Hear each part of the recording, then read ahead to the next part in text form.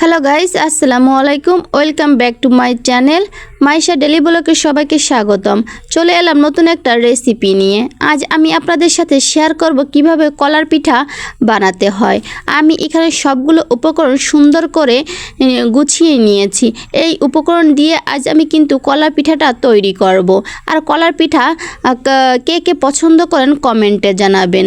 আপনারা অল্প উপকরণ দিয়ে কিন্তু এই কলার পিঠাটা তৈরি করতে পারেন। ঘরোয়া উপকরণেই কলার পিঠা তৈরি করা যায়। এখানে বাড়তি কোনো উপকরণ প্রয়োজন হয় না। তাই আজ আমি ঘরোয়া উপকরণ দিয়েই কলার পিঠাটা তৈরি করে নিব। কলার পিঠাকে কিন্তু কলার বড়াও বলা হয়। আমাদের গ্রামে এটাকে কলার বড়া বলে।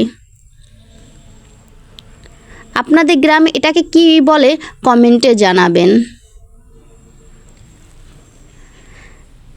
এই তো এখন আমি এখানে একটা বাটি নিয়ে নিলাম। বাটিতে সিলিয়ে রাখা কলাগুলো আমি এক এক করে সবগুলো দিয়ে দিব। সবগুলো দিয়ে হাত দিয়ে সুন্দর করে ভেঙে দিব। এভাবে আমি সবগুলো কলা হাত দিয়ে ভেঙে দিলাম। এখন এখানে আমি চিনি ব্যবহার করব। আমি 1 কাপ চিনি এখানে দিয়ে দিব। চিনি দিয়ে আমি আবারও হাত দিয়ে সুন্দর করে মাখিয়ে নিলাম। এখানে আমি নারকেল কুচি দিব।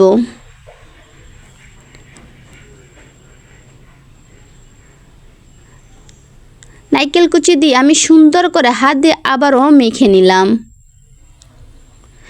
এখন এখানে আমি স্বাদ অনুযায়ী লবণ দিয়ে দেব, যতটুকু লবণ প্রয়োজন।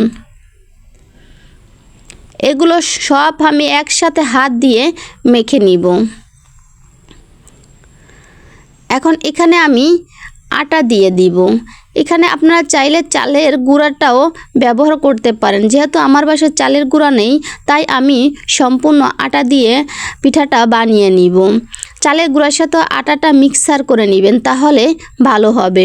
আমি একসাথে সবগুলো আটা এখানে দিব না, অল্প অল্প করে আমি আটাটা দিয়ে সুন্দর করে মাখিয়ে নিব। এখানে কিন্তু আমি কোনো পানি বা দুধ ব্যবহার করি না। আপনারা চাইলে কিন্তু এখানে দুধ অথবা পানিও ব্যবহার করতে পারেন। এই তো আমার আটাটা কিন্তু মাখানো হয়ে গেছে।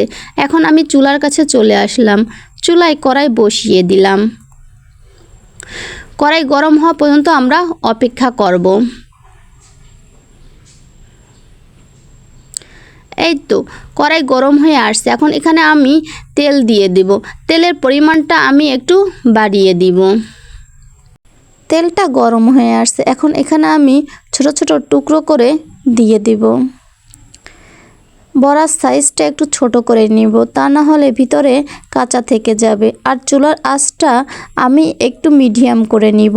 এই তো আমি কিন্তু সুন্দর করে দিয়ে দিলাম। এখন এগুলো আমার নিস্পিট হয়ে আসছে। এখন এগুলো আমি উল্টিয়ে দিব। উল্টিয়ে দিলাম। এখন এই তো দেখেন আমার কিন্তু বড়া ভাজা হয়ে গিয়েছে। এখন এগুলো আমি নামিয়ে নিব। এই তো দেখতেই পারছেন আমার বড়াটা কিন্তু অনেক সুন্দর হয়ে আসছে। আর কে কে এমন করে বড়া ভাজেন কমেন্টে জানাবেন। আর প্রতিদিন আপনাদের মাঝে নতুন নতুন রেসিপি নিয়ে চলে আসতে পারি, সাথে থাকবেন। লাইক কমেন্ট শেয়ার করবেন। আজ আপনাদের মাঝে এতটুকুই শেয়ার করলাম। ভালো থাকবেন, সুস্থ থাকবেন। আল্লাহ হাফেজ।